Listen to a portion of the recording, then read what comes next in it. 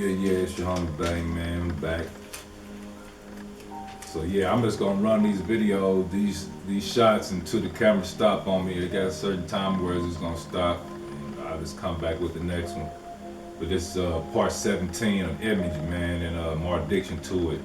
And it's basically in this section right here, I'm talking about all the way in our grade school years and up to high school, and what kind of help formulate or help build our character and build the person and who we are, and why did we get into the certain things that we got into, and what things did we get into in those school years to kind of help us direct in what way we went in life and shit like that. And it's gonna all come back to the main topic is what is it, image and our addiction to it, right? And so when I stopped and said, to 11, 12, and 13, there's a lot of pressures on you, you know what I'm saying? A lot of peer pressure. That's where the peer pressure start, the competition start, and puberty and all the other shit that you dealing with, and the shit at home. So a lot of shit go on with the high school kids, and when I was doing the research on the high schools, now, like I said, I didn't know all this shit was required and how far all this shit went, because I really wasn't into that shit when I was in there. For some reason, I wasn't into school really like that. I liked the math until we got the algebra and all that bullshit. I was just like, man, I don't really like none of this shit. And so reading, I liked the reading a little bit, but I was shy to read in front of the class, because I start stumbling on my words just like I do in these videos, because, the public speaking part, I still got to get that shit in, learn, more of being comfortable with doing it. And so that was a little hard for me, but I liked it writing and shit too. I liked the writing and shit. And other shit, art class, I loved art class, wood shop, wood class, and gym was cool too, like the gym, but I don't really like playing basketball, shit like that. Anyway, 6th, 7th, 8th grade, you know what I'm saying, they already preparing you. They say regular classes, then you got honor classes, AP classes, or advanced placement. This program is done through College Board for students who can earn college credits in those classes. The student have to pass the AP exam with a 3 or higher. And so these classes are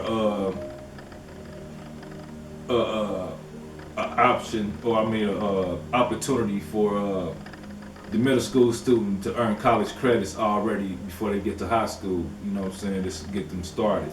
And so then you got let me see, the high school class types. Okay, so I wrote that down. So the high school class types in rise in difficulty. So they saying these are the high school class types, and they all in order in rise in difficulty. So the higher they go, the more difficult they are. So the college prep is CP. That's the basic, college prep classes. Then they say you got the honors courses, which is slightly more advanced than the CP course. Then you got the advanced placement courses, the AP courses, which are more advanced than the honor courses. And then you got the international baccalaureate. I know I'm gonna chop this word up. The international baccalaureate. I may got it. I may got that. Baccalaureate, IB, most advanced. That's the most advanced courses you can take. And so it sound like they got a lot of shit they can do, but what are they really learning in these classes? I don't understand. Still.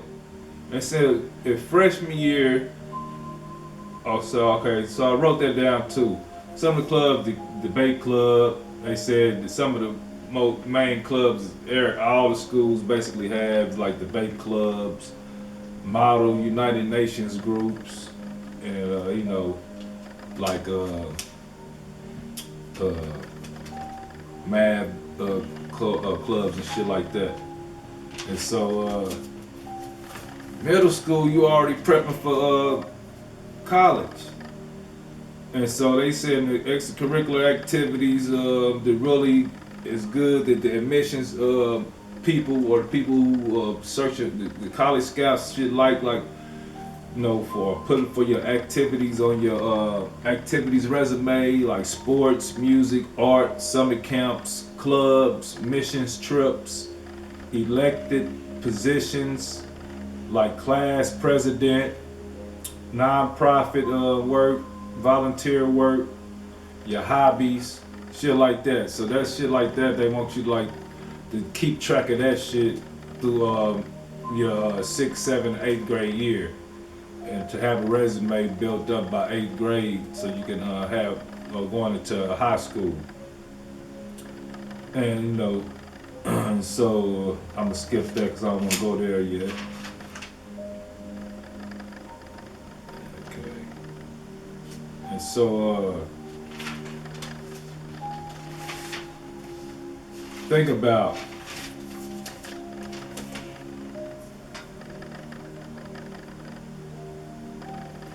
the pressure on the kids, man. And so when we go into 9th grade, you got this resume already built up.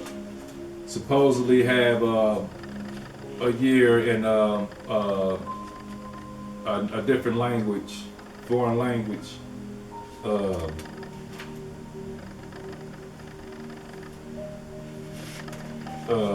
4 years, or at least they say take the 3 years of those different courses: math, science, social studies. And so you prepare to go to 9th grade, boom.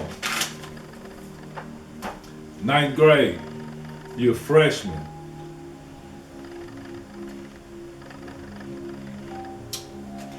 Here you go again with this transition. And so 9th grade for me, I was just getting out of Nate. I was just getting out of Nate Land.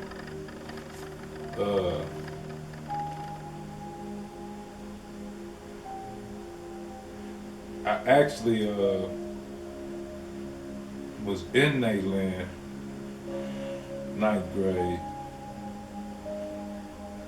Yeah, I think I was in Nayland, 9th grade, 14 to 15. Yeah, I was in Nayland. I think I was 15. I was in Nayland, catching the bus to high school to Westport and shit. Catching the bus, then walk the rest of the way. Some days I walked to Westport and shit. But Westport High, I finally got in there with my brother Michael. He was already there. So, and so when you go into high school, again, is that feeling of being the youngest again and the smallest again. I mean, it's not saying in size like that, but saying feeling like the baby of the school again. Like I'm the youngest of this motherfucker. I'm the smallest. And I gotta, get cuffed up under somebody to show me the ropes type of shit, you know what I'm saying? So you gotta get schooled by somebody who already there basically, and that's how, again, you enter these groups and these popular groups that hung out together, in high school, especially in high school. I remember there used to be groups of dudes, you know what I'm saying, always running around when there was famous, not famous, but there was popular dudes, they, pretty looking dudes with the light hair, with the light eyes and shit like that, light skinned niggas with mixed niggas with the hair, and I always go in, there was a singing group, like they been in the hallways singing and shit, have, hella crowd around and shit after lunch before the, bell ring for a motherfucker gotta get to the class. Niggas be in in the lunchroom singing and shit, have all the girls and shit all around. I remember shit like that. So, then you had the popular girls groups and shit, that always got into it with each other, but you had they was popular, there was the groups, and then you had the kids that was just there, the smart kids and the kids that was just basically trying to stay out the way, or, was just trying to get their education and move on out of there, or, didn't get accepted in those groups, kind of the misfits or the outcasts. And so, here we go again with these group things, with being, this dividing and separation, exclusion, and the acceptance, and want to be a part of something. And so all these things start to kick in, and the pressures of those start to kick in, and I think that's what start helping to build our mentality and our personality. And they can, feed into our self-esteem and either building it up or lowering it. You know what I'm saying? And I think so. All through all these things, whether being rejected or accepted, of course, those got a lot to do with emotionally, or how we feel, and or how we go through life. And so, like I said, I was shy, and I got picked on and shit like that. Kind of bullied, let one of the dudes that I knew that had classes with wear one of my necklaces one time, actually a couple of times, wear two different necklaces. And I got one back, but the nigga tried to keep one of them that he liked, and the nigga he was really trying to dodge me, not give it back to me, because he was one of the popular dudes. This was middle school though. One of the popular dudes and shit. I ended up I had to go to the teacher, one day, I didn't go to her. She'd seen us, kind of back and forth, and after the bell rang, and she came to see what the issue was, and I told her, like, hey, she's trying to get my necklace back. So, I finally got my necklace back, but he wasn't trying to get that motherfucker back. I didn't want to fight him because the nigga had a lot of fellas and shit around him. Like I said, I was in middle school. I didn't have no motherfuckers around me for real at first, till my nephew got there and shit. My brother, he was there, but I think he was, at that point in time, I think he had already hit the high school. So anyway, that was one of my issues. But yeah, that kind of, that shy feeling that I had, I know a lot of kids go through that, being quiet, not the most outspoken person, and so image begins to be a big thing in high school, because kids, like I said, they cruel, man. They could be mean as a motherfucker, especially at 14 and 15 years old. You know what I'm saying? And back then, it was all about starter jackets and new kicks and new clothes. And so the kids that came with the parents, came from the two-parent homes that, that was kind of middle class, they had all the new shoes and good clothes and shit like that. I always come fresh, getting dropped off in nice cars, and you hopping up, the poor kids hopping off the school bus, you know what I'm saying?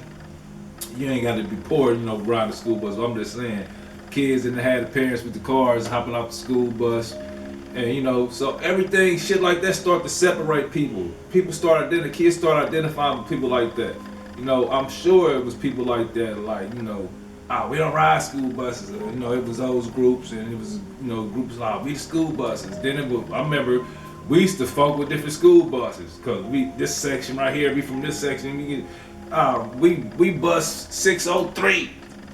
Fuck bus 602, but we bus 603. Fuck bus 602. It was that type of shit. So separation and divide, all that shit started happening right there in them schools. And so, but what they teaching us though is molding our minds into more of a group mentality. You know what I'm saying? And so, 9th grade, 10th grade, in 11th grade, they saying the graduation requirements 26 credits, and so 4 English credits, 4 math credits, including algebra and geometry, 4 science credits, including biology, and 1 either IPC, physics, chemistry, or advanced level science, 4 social study credits, including world history, government and economics. And so, okay, so they do, I remember saying in that video, I never had economics, so they do though, get economics in high school. So then they say 2 world languages or computer programming credits, 1 physical education credit, 1 fine arts credit, a half credit for health, and 5.5 credits for elective, 5.5 elective